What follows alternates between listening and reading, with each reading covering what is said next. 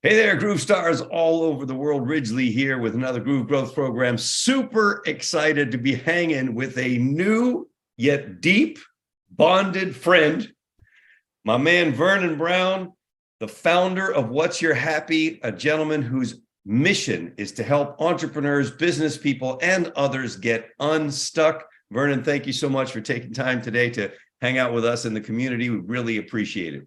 Originally, I've been super excited to talk with you. I love your wisdom, your insight, your humor. I'm pumped. And thank you guys for having me here. And yeah, let's go. Let's do it. Let's do it. So take us back, man. How'd you take us back a little bit on your journey? Where'd you get started? How did you get to where you are today, which is now helping people all the time to get unstuck, to move past their blocks or whatever? Where did that start for you? Yeah, this is one of my favorite questions. It's not because, it's fun to talk about myself. It's more so because, oftentimes we tend to see things and think that's their whole story, right? Like we become kind of almost reductionistic, like, oh, they must have had things really easy, or this guy's talking about getting unstuck and happy. It's got to have this amazing beginning, but that's not the case. Things didn't start this way. For many of us, who can agree that we start a little bit differently, but we get to where we want to go. And the impetus, the genesis of how we are brought into this world is so important. For me, again, it was a little aggressive. I'm one of three. I'm the middle child. And things weren't very happy growing up, right? We were poor. We didn't have a lot of money. And I'm not saying we were poor like, oh, Cheetos. No, I mean living out of a car, homeless, poor. And I learned so many foundational things from that. And these aren't bad things. These are great things because I learned to be so appreciative. I learned that when you are in a tough situation, it's so important to have great people around you, even if it's just one person. And so things went like this for about 18, 19 years, right when I started like really developing and really understanding myself. And I say 18 or 19 because it wasn't just becoming an adult legally, but what transpired when I was 18 really changed everything about my life. Things got to a point where it got so crazy that I didn't want to be here anymore. And it got tough. And I felt like I had the weight of the world on me. And fortunately, I had some really great people in my life. And I said this about the power of one. One person asked me, what made your life so hard? Just the most random thing. And I love questions now because of this. And I said, because, some things that happened when I was younger. And to be really honest with you, I said, because some of the decisions that my mother made, which is not a lie. I'm not blaming. I'm not, but I'm a child. And, my father wasn't there. We had a lot of struggles, but that one question freed me up.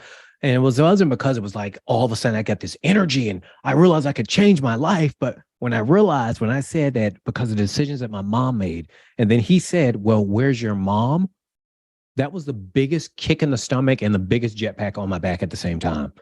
Because I recognize that, we always hear, look at the man in the mirror, but like Michael Jackson, but it really let me know that when excuses are gone and the only person left there is going to be what you do. And I'm so thankful for that question. It made me angry. It brought about an entire like a mountain of emotions. But once I got past those things in those couple of hours, I recognized that I can do something different. And that's what I started to do. I became a bartender. I was quiet. I was the middle child. I didn't have much say. So I wanted to figure out how could I connect with people faster. And the thing about being a bartender is you connect with everybody. And it really helps because you get paid for that, right? And so I started recognizing a lot of the things that I'd struggled with when I was younger were almost self-inflicted. I was the quiet, the stupid, the ugly one, I was told, and that wasn't the case anymore. And I was around people and I was being, surrounded by people who really believed in me.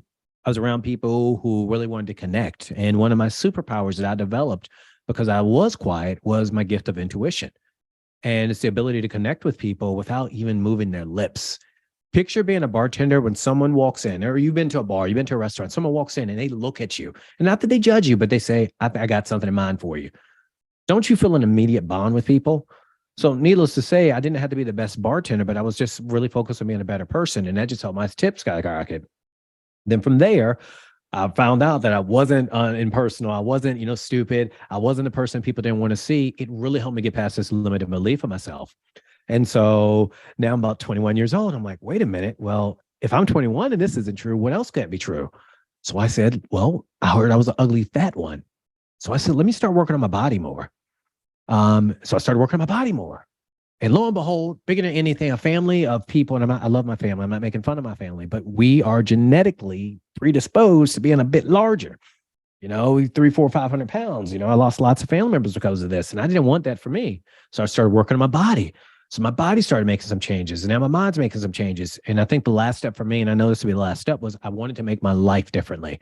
Vernon was different. The way that I interacted with life was different, but I needed bigger results. And so I started really looking at entrepreneurship.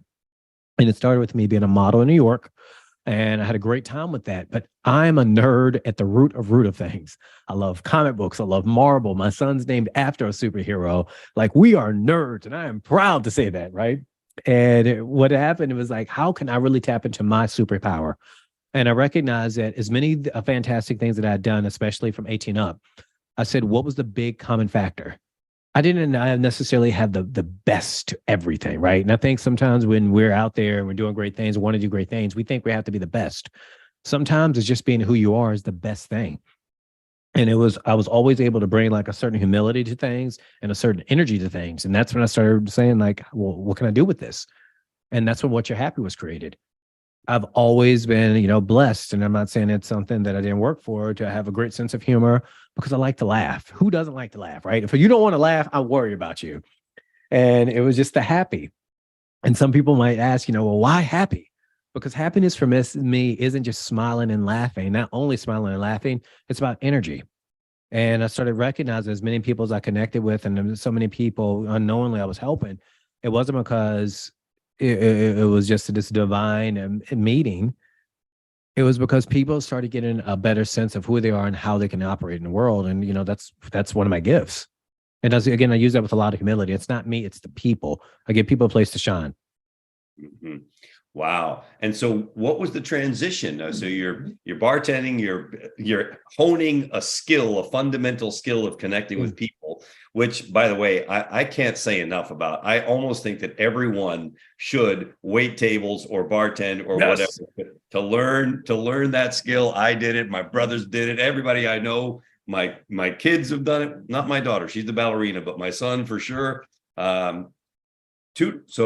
Two out of four have been bartenders or wait. I think it's just a great skill. Well, absolutely. Where did you there? So you learn that connecting skill. What was the transition from bartender to now being a fantastic coach?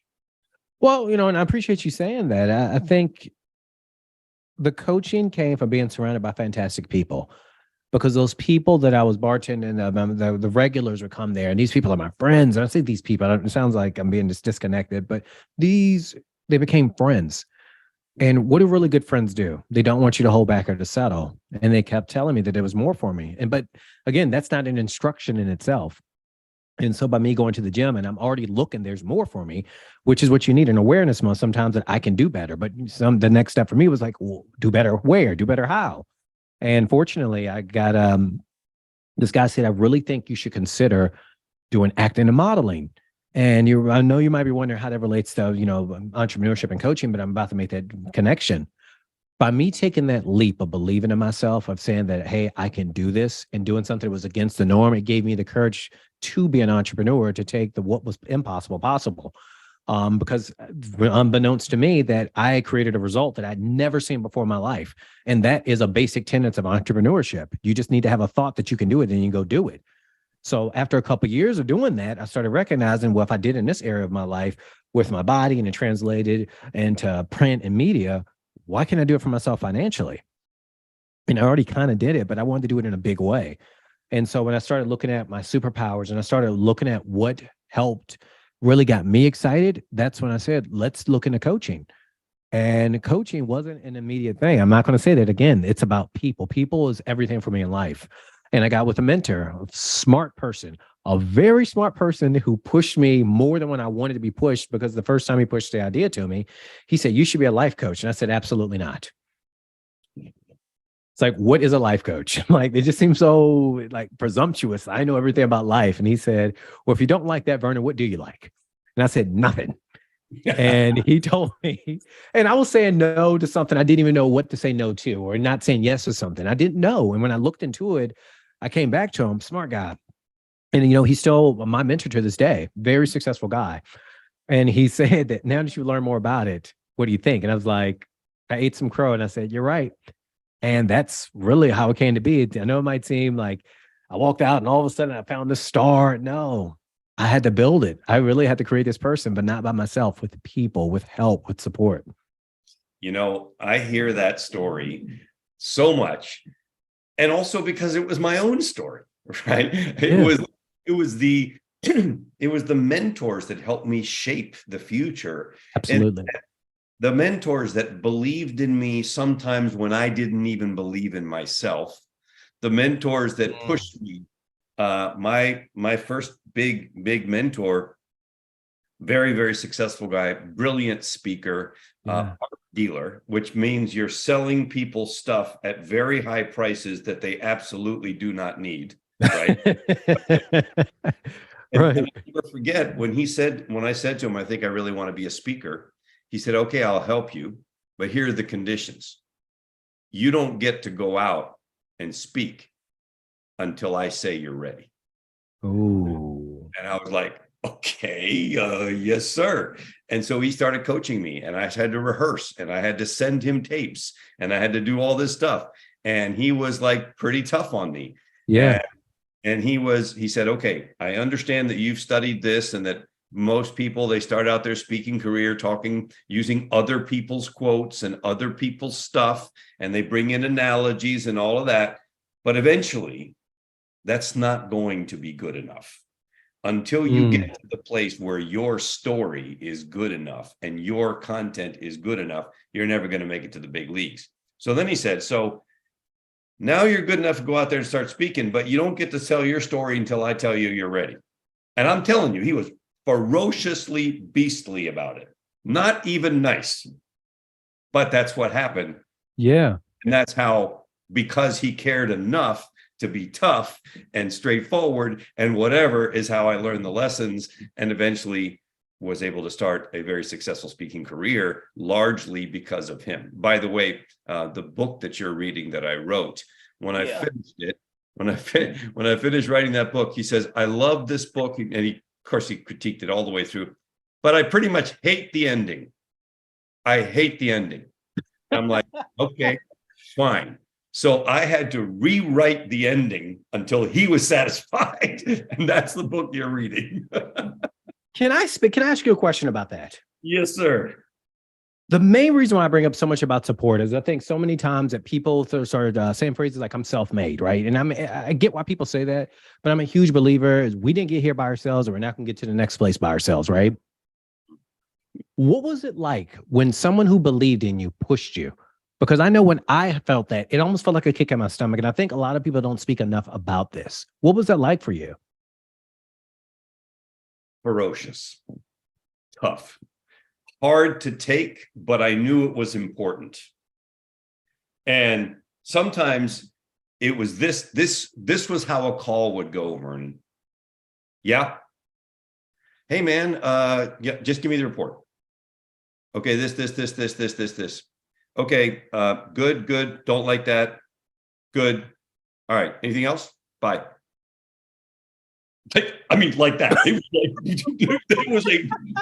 It was a no joke situation. I'm like, cut you off. But to give you an idea of the bond that we built, I bankrupted a company after 9/11. It was an event company. And after 9/11, there were 0 events, right? 0. Every single event was canceled in the United States.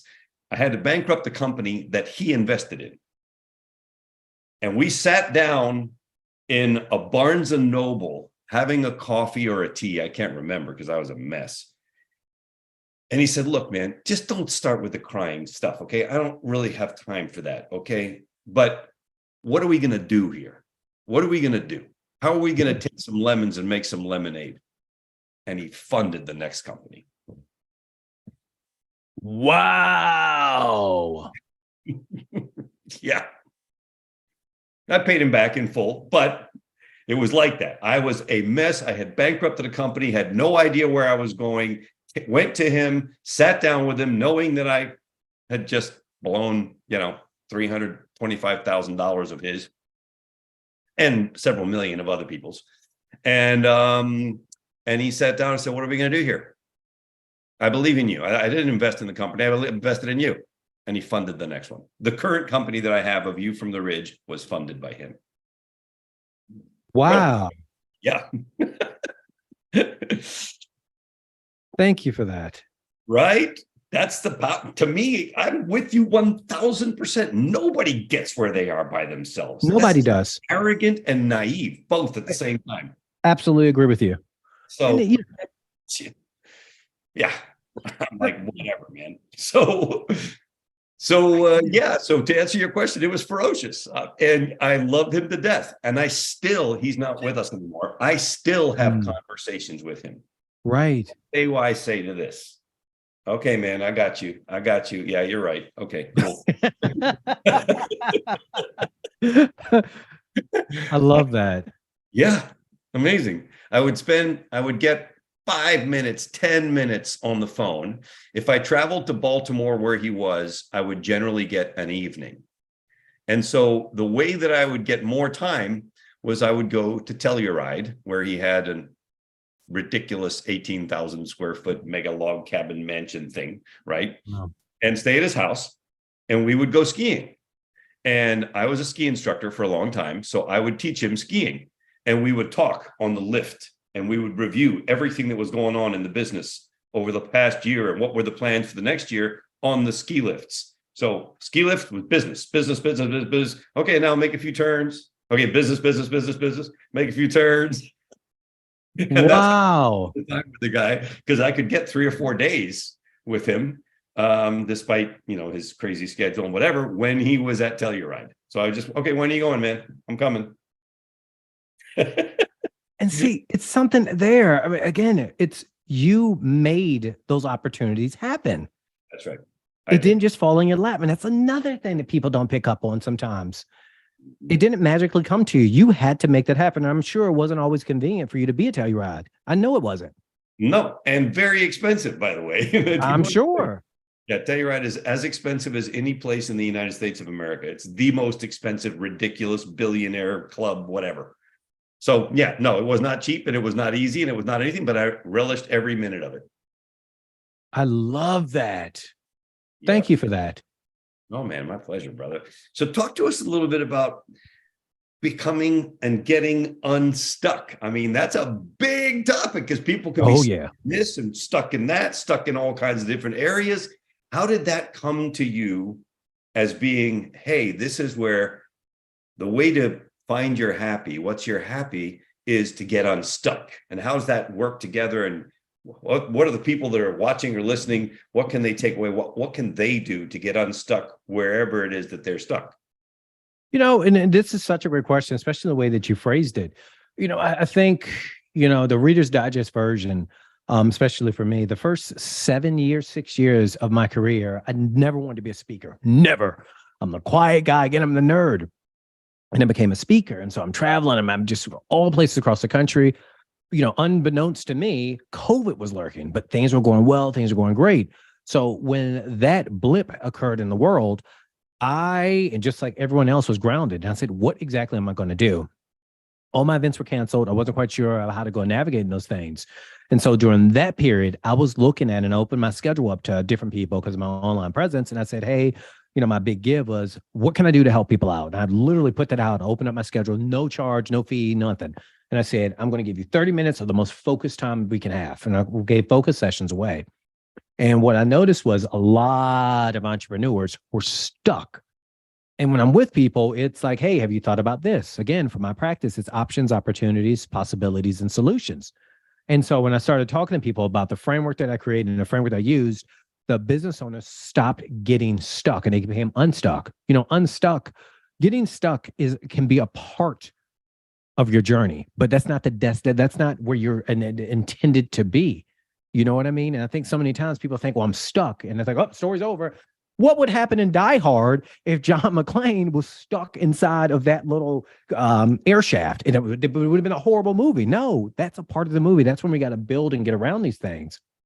And so when I kind of approached it with that kind of understanding, like, hey, I'm glad we're here, but I don't want to stay here. Let's not grow roots.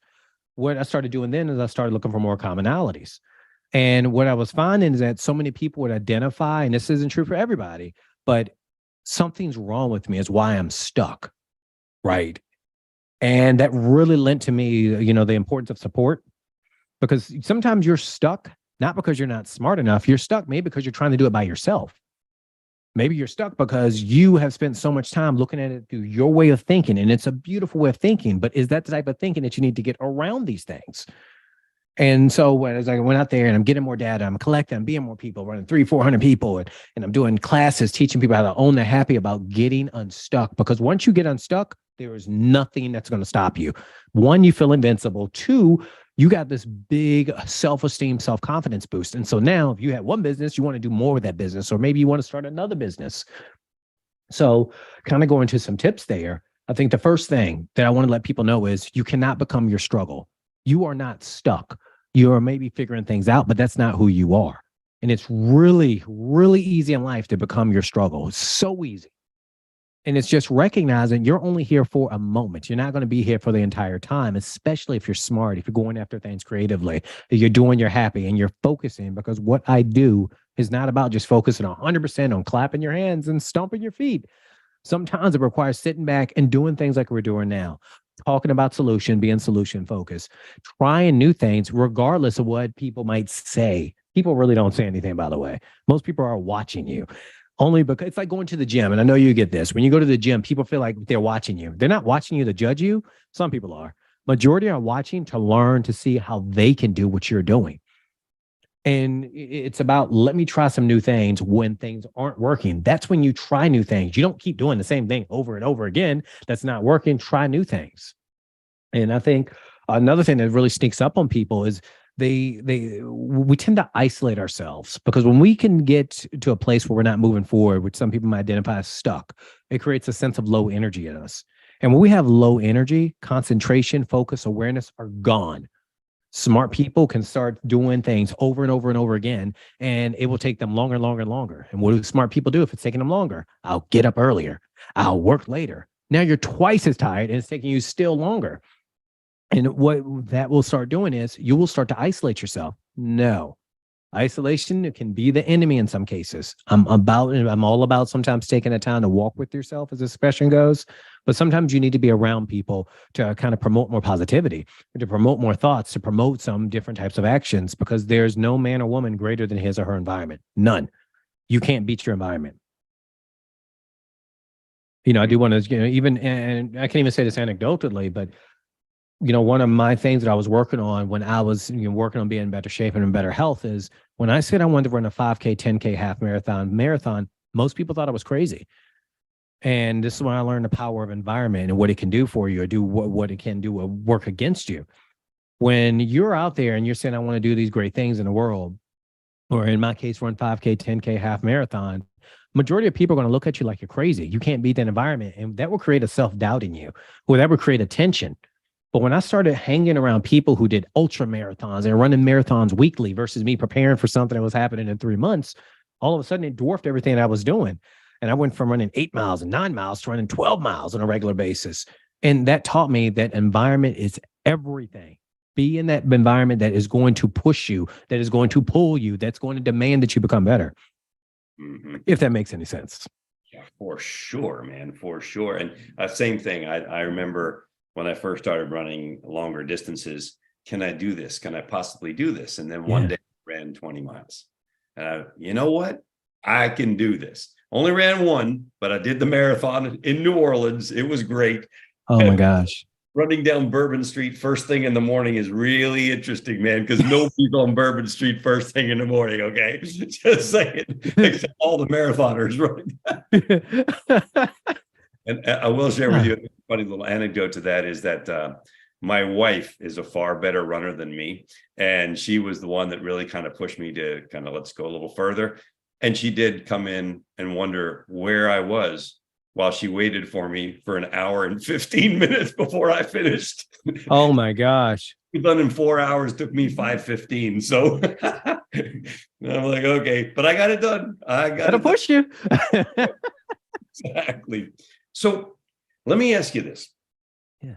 In your work, how important, what have you seen is the value of personal development, professional development, continuing to work on yourself, sharpening your sword? It's just as important as food and water.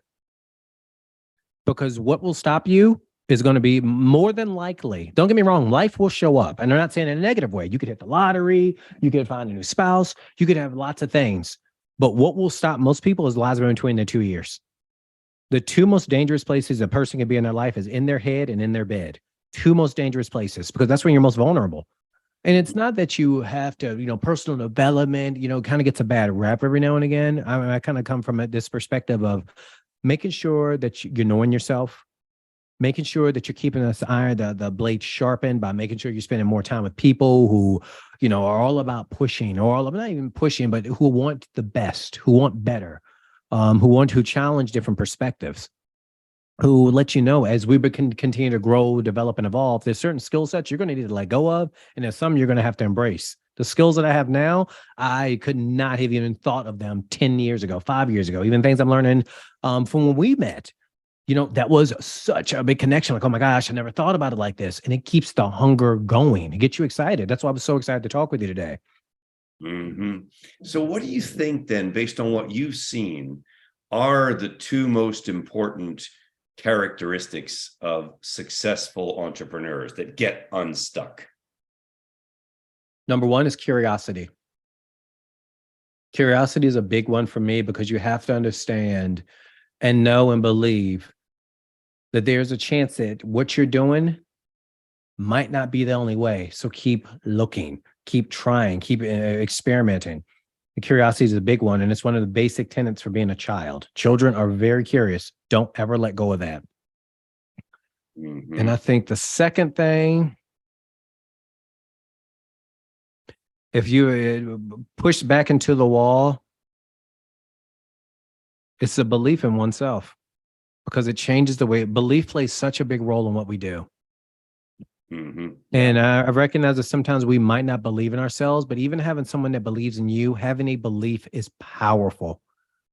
Because when you see two people, and I remember this when I was a bartender, the managers would come in and they would have sales goals. They would say, we need to find somebody who can sell the most dishes, whatever. I remember a very successful restaurant in Richmond, Virginia. And when I didn't believe in the dish or whatever the contest was, I've always failed to perform.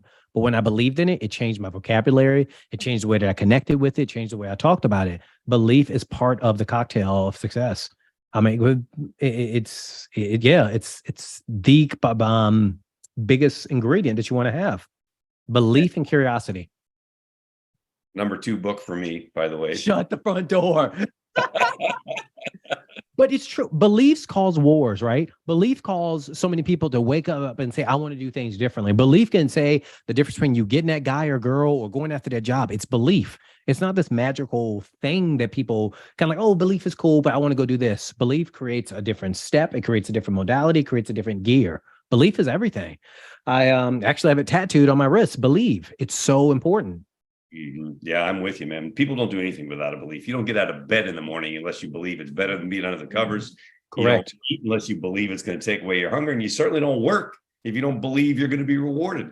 Everything starts with a belief. I'm 100% with you on that. Awesome. So I love asking this question. Ooh.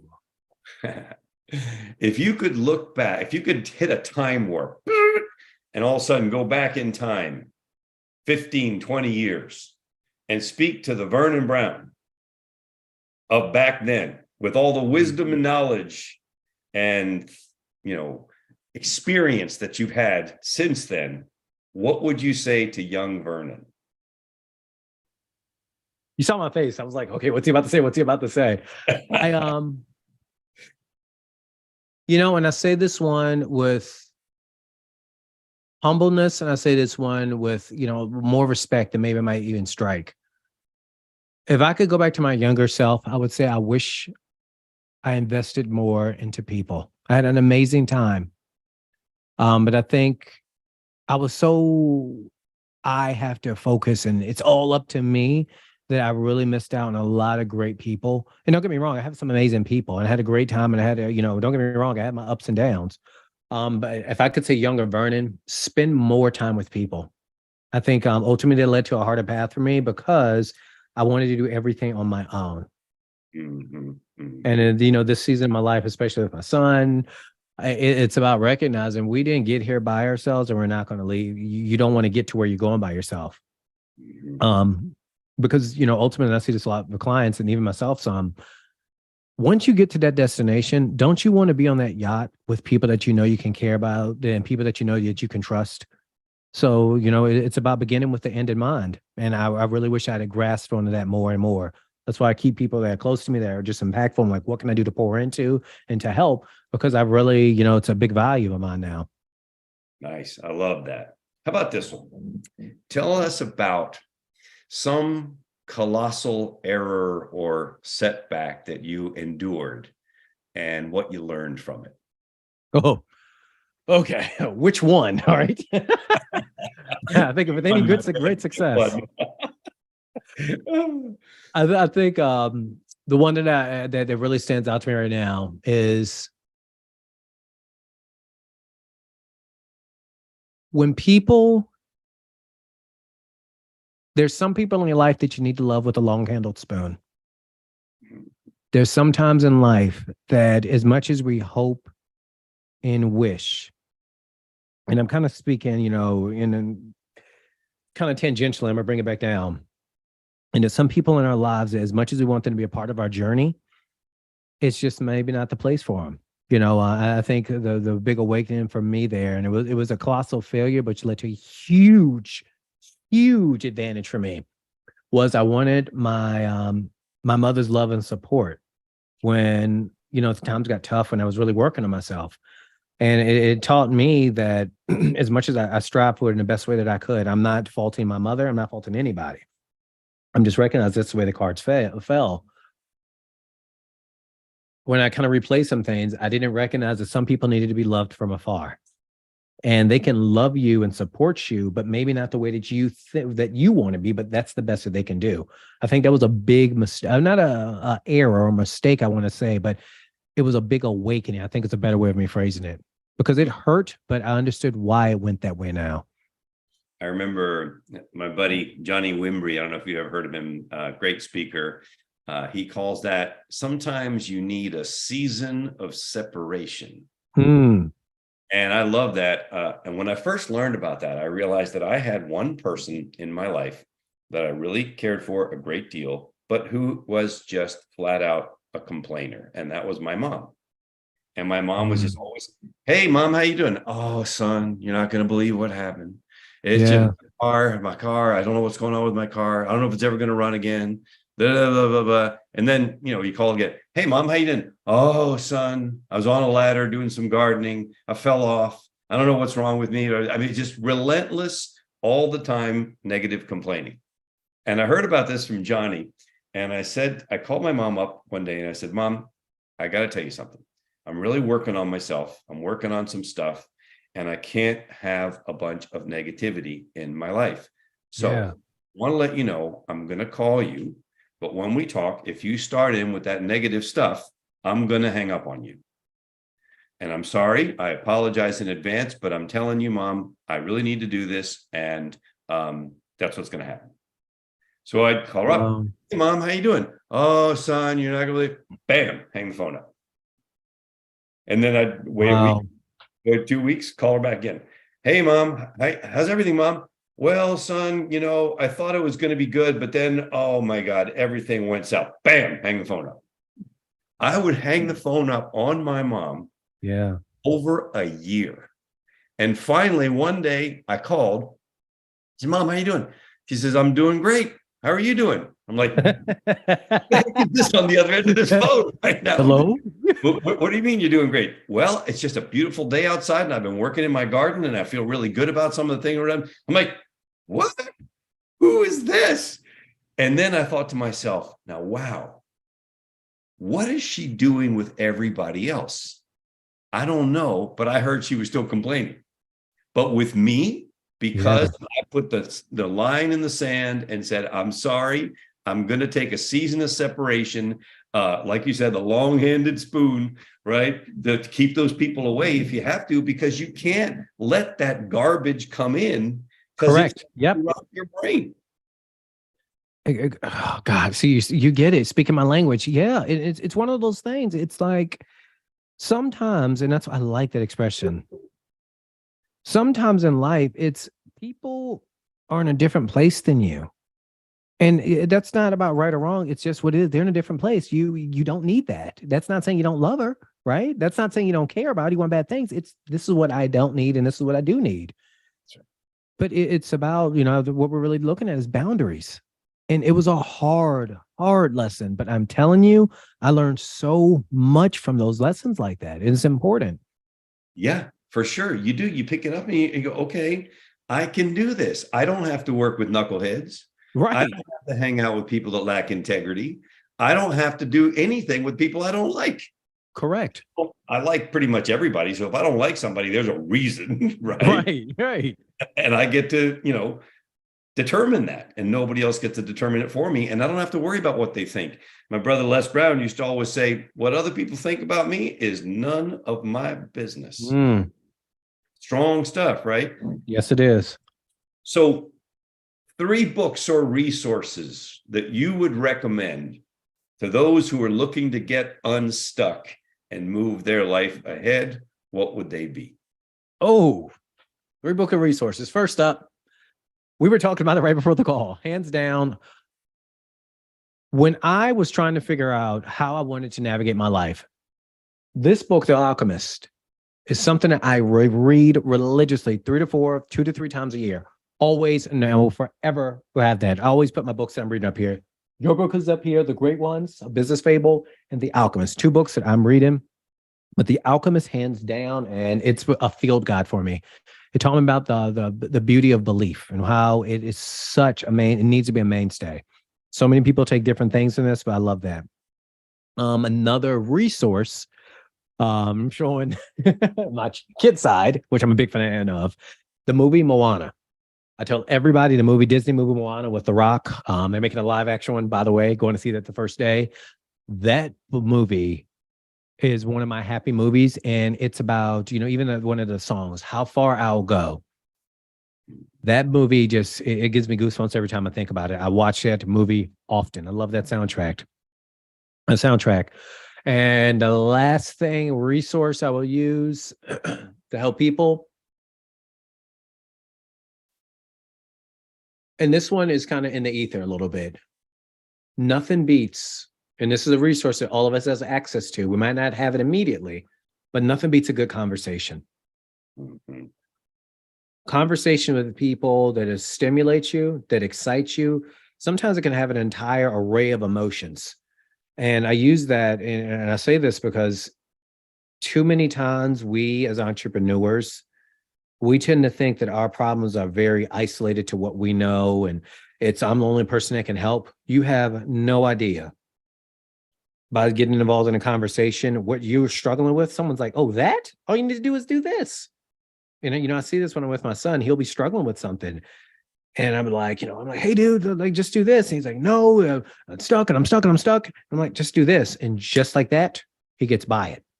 He learned his lesson. He knew to ask, and I was able to help. I'm a fanatic of being in conversations. I don't think people get in enough positive and impactful conversations. So I have to share with you, it's kind of interesting you would say that, because my last degree, because I'm a geek like you, I got a master's degree in value creating education and global citizenship from DePaul University. I got it last December, and it took a lot of work to get a master's degree. When you're a little older, it's like, oh man, I got to write all these papers and I got to read all these books.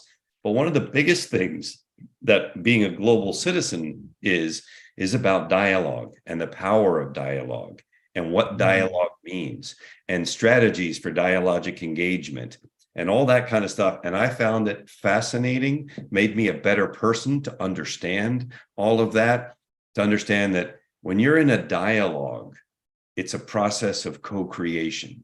What we're doing right now is co-creation. I don't know what you're going to say next. You don't know what I'm going to say, but if I'm listening deeply, whatever you say is going to impact and influence what I was going on. And we together are having a co-creative process unfold, which is absolutely space to hang out with for any conversation, I try very hard to not go to that place of I can't wait till he stops talking so I can say my next thing, which is so many people do. That's not dialoguing. That's monologues happening in sequence, right? Big difference between a real dialogic process. So yeah, I think that's a great one, my friend. So obviously, crew, you know the drill. There's going to be a link down there. Go check it out to find out some more about Vernon Brown and all the great things that he does. But my man, final words to the world. What would a couple nuggets or nugget of wisdom from you? What would you want to say to everybody as we wrap this up? Two things. One, I want to echo that we must not become our struggles. You know, life will happen to all of us. I don't care what financially you are. I don't care what, socially you are. Life will present some challenges for us. We must work very hard to have the situation, but that's not who we are. And the second thing I want to say is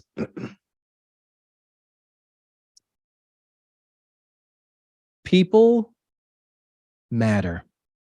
And I really see some things. I'm not trying to be on my soapbox here, but we need to spend more time talking with people. I remember growing up in the front porch or the back porch. We used to talk about things. We used to, I'm not talking about political things, but we would sit and you would talk to your uncle, your aunt, your cousin, and you would say like, hey, this is where I'm at.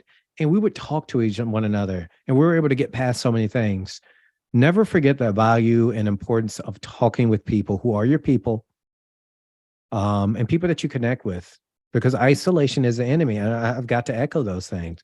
Talk with people, not at, but talk with people. People care about you, but you got to give them a chance. Yeah, I totally agree with that.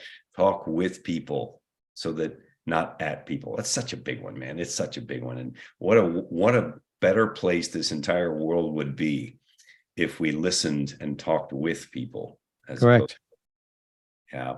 Well, thank you very, very much, Vernon Brown. Really appreciate it. Guys, hit the link, go find out more. Check it out. There's some stuff in there for you for sure. And Vernon, thank you very much for the difference that you make in the world, the impact that you're having on so many people. Obviously looking to make this world a better place, and you are definitely doing that. So thank you, thank you, thank you. I appreciate it, but trust me, I'm in awe. Like, this has been such an honor to be with you, to connect with you, to know you. So thank you. And it's very well received. Thank you so much. You are most welcome. And I'll see you all very soon. Bye for now. Peace.